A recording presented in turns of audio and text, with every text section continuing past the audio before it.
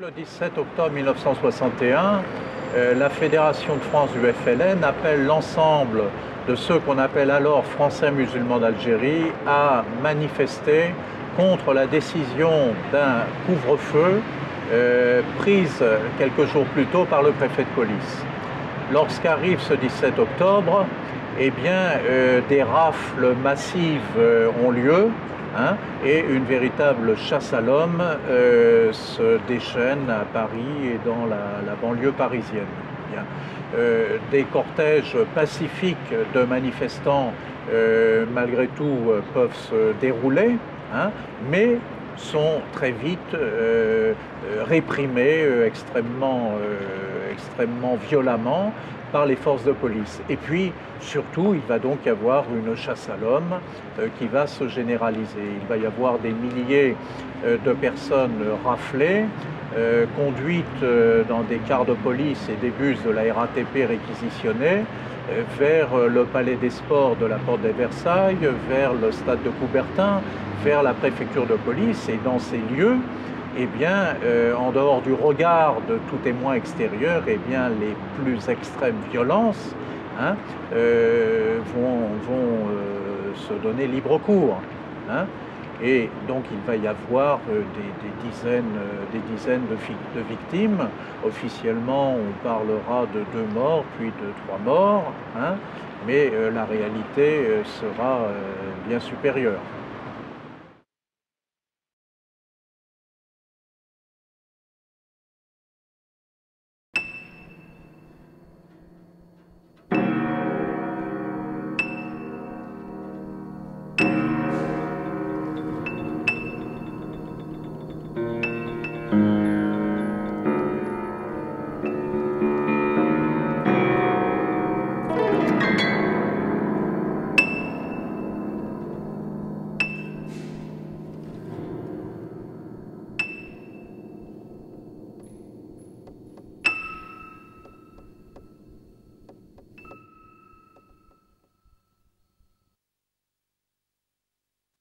On voit très bien sur cette photo l'amoncellement de cadavres qui est ici. On en avait dénombré 12.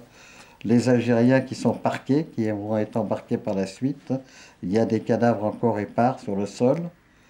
À un moment donné, les cars de police sont arrivés, se sont installés ici, sont restés environ une dizaine de minutes. Ensuite, quand ils sont partis, il n'y avait plus rien. Il y a eu le 17 octobre, mais avant le 17 octobre, il y a eu des dizaines et des dizaines d'Algériens qui ont été assassinés dans les commissariats, dans les rues, un peu partout. Il y en a eu énormément dans la région parisienne et ailleurs. Le 17 octobre, ça a été, disons, l'aboutissement de tout ça.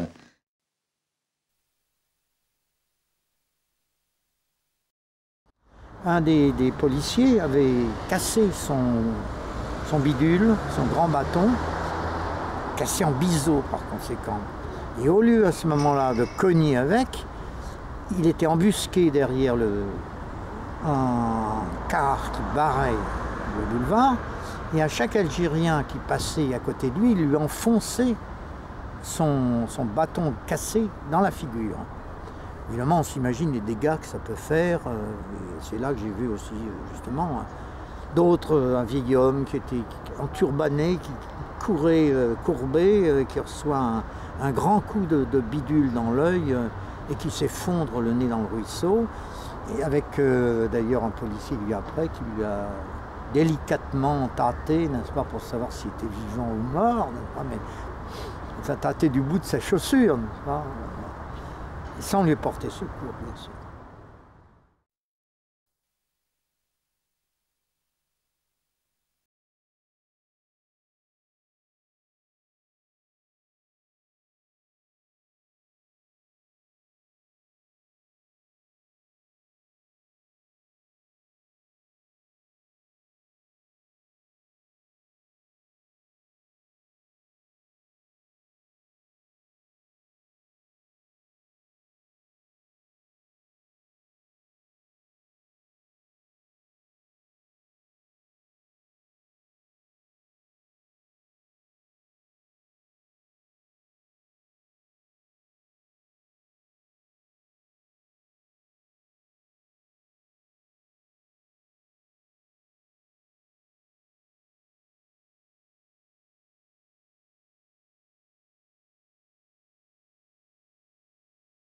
La police a chargé,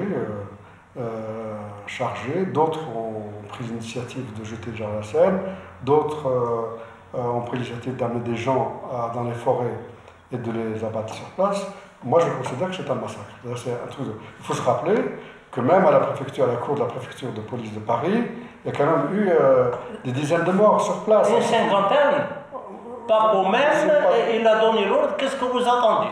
Pas pour même. Après, les témoins de police qui sont été à la préfecture. Ouais, il y a eu des gens qui ont été tués, on ne sait pas le nombre. Je crois que c'est un policier qui a témoigné, qui a dit qu'il y en avait 40. Un policier qui avait témoigné. Mais je ne suis pas très sûr de l'information.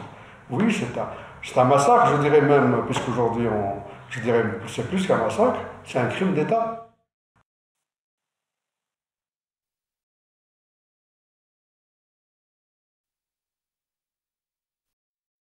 Quand je suis arrivé à Coubertin, ce qui m'a un peu impressionné, c'est d'abord tout le déploiement de tous les gardes mobiles, c'était colossal.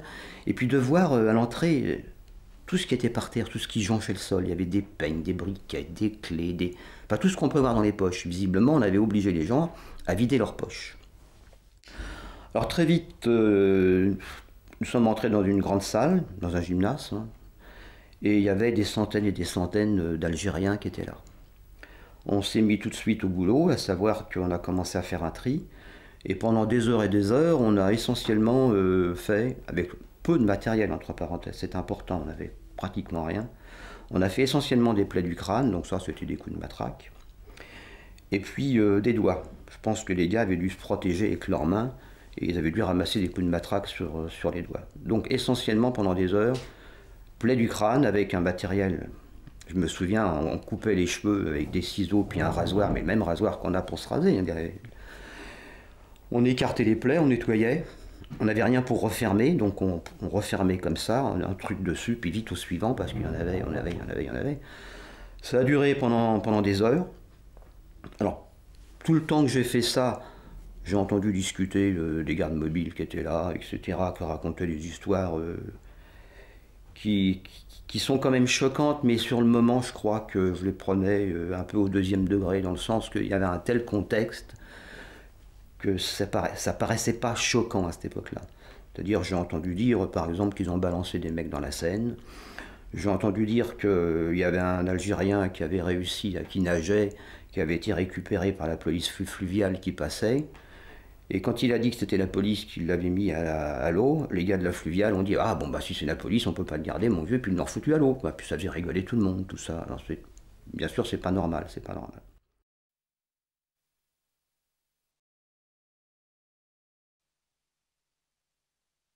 Quel mal on a pour connaître les archives de la préfecture de police, surtout, hein, mais les archives de la ville de Paris, les archives des éclusiers aussi qui ont vu passer les corps des Algériens au fil de l'eau dans la Seine. Tout ça a été détruit d'ailleurs. Hein. Donc là, il y a une conspiration du silence, il y a certains hommes et femmes en place qui font tout ce qu'ils peuvent pour que les archives ne soient pas connues. Puis il y en a qui ont été littéralement détruites, hein, c'est clair.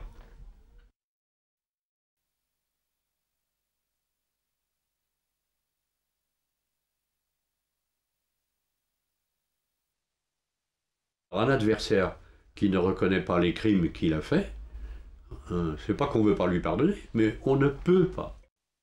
Alors, dans son cœur, on peut toujours pardonner, mais le dialogue du pardon ne peut pas exister.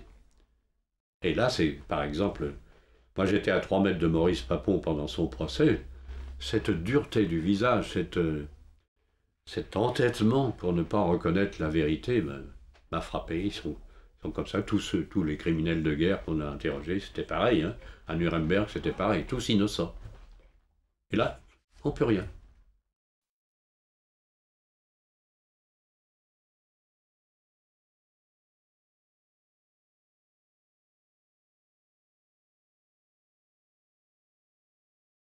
Repose en paix, papa. Il y a des yeux qui ne pleurent pas et des regards qui ne trompent pas. Il y a des histoires qui ne se racontent pas et des mémoires qui n'oublient pas. Il y a des mots qui ne parlent pas et des mots qui ne se taisent pas. Et puis, il y a moi, qui ne comprends pas.